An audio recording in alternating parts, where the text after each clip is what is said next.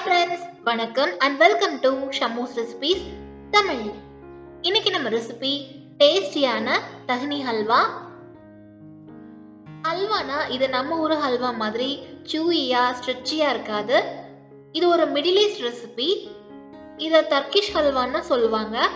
பிஸ்தா olive ஆயில்லாம் சேர்த்து செய்யறதுனால நல்ல ரிச்சா சாப்பிட சாஃப்டான ஒரு ஸ்வீட். நீங்கள் நம்ம சேனல் இன்னும் சப்ஸ்கிரைப் பண்ணலன்னா சப்ஸ்கிரைப் பண்ணிக்கோங்க. கூடவே பெல் ஐக்கான் ப்ரெஸ் பண்ணி ஆல் கொடுங்க. இந்த வீடியோ உங்களுக்கு பிடிச்சிருந்தா ஒரு லைக் கொடுங்க. நீங்கள் கொடுக்குற ஒவ்வொரு லைக்ஸும் கமெண்ட்ஸும் எங்களுக்கு இன்னுமே மோட்டிவேட்டடாக இருக்கும். இப்போ வாங்க ரெசிபி செய்ய ஸ்டார்ட் பண்ணிடலாம். இதுக்கு ஒரு கப் வெள்ளை எள் எடுத்துக்கோங்க. இதை நம்ம நல்லா வறுத்து எடுத்துக்கலாம். மீடியம் ஃப்ளேம்லேயே வச்சு ஒரு 5 நிமிஷம் வறுத்துக்கோங்க. ஹை ஃப்ளேமில் வச்சோம்னா கரிஞ்சு போயிடும்.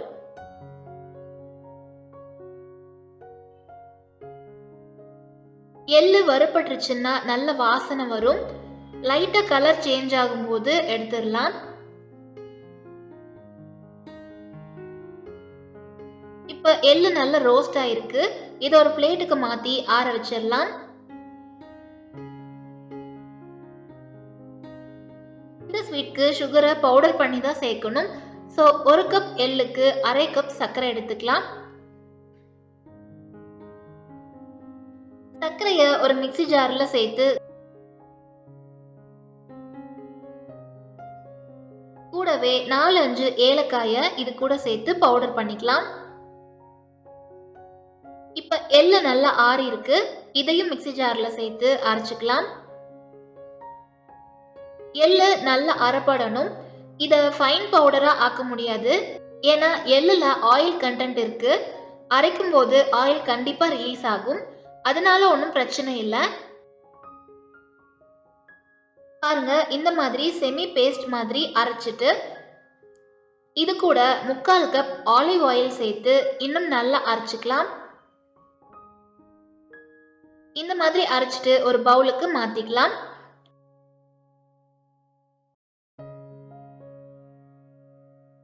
எள்ளு நல்லா அரைப்பட்டதுக்கு அப்புறமா தான் ஆயில் சேர்த்துக்கணும். ஃபர்ஸ்டே சேர்த்துட்டோம்னா எள்ளு அரைப்படாது. இதுல ஆலிவ் ஆயிலுக்கு பதிலாக நீங்க நெய் கூட சேர்த்துக்கலாம்.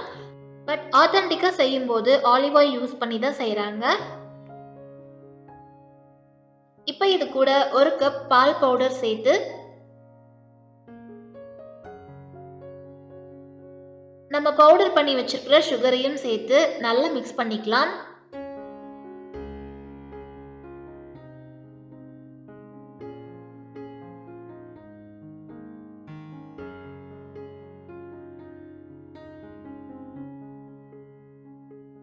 பாருங்க, இந்த மாதிரி கையில பிடிச்சா பிடிக்க வரணும்.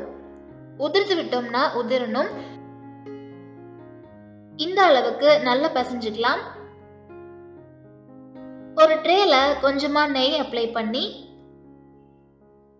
இதுல தேவையான அளவுக்கு பிஸ்தா சேர்த்துக்கலாம்.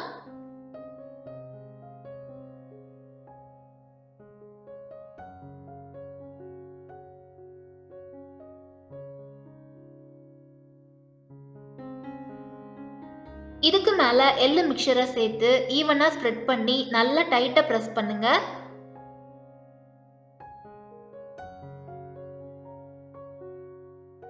எவ்வளோ பிரஸ் பண்ண முடியுமோ அவ்வளோ பிரஸ் பண்ணுங்க.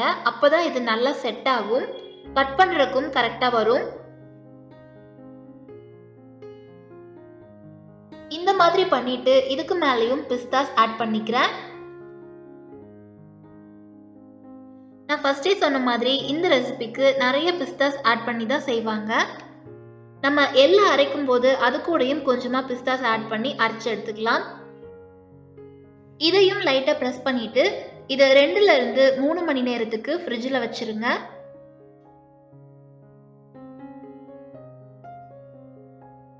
இப்போ இது நல்லா செட் ஆயிருக்கு. கட் பண்ணிக்கலாம்.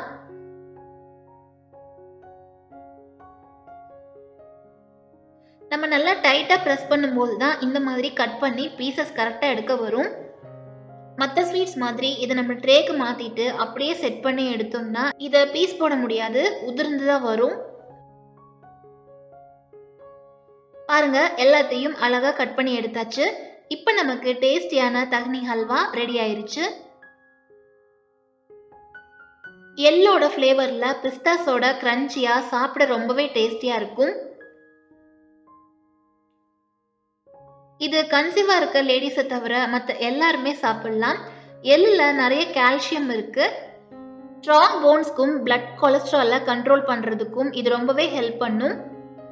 ஸோ சின்ன பசங்கள்லேருந்து பெரியவங்க வரைக்கும் இதை எல்லாருமே சாப்பிடலாம். நீங்களும் இந்த ஹெல்தியான தஹ்னி ஹல்வாவை வீட்டில் செஞ்சு பாருங்கள். ரெசிபி பற்றின ஃபீட்பேக்கை கமெண்ட்ஸில் சொல்லுங்கள். இந்த வீடியோ உங்களுக்கு பிடிச்சிருந்தா ஒரு லைக் கொடுங்க. சப்ஸ்கிரைப் பண்ணி சப்போர்ட் பண்ணுங்கள். Thank you all.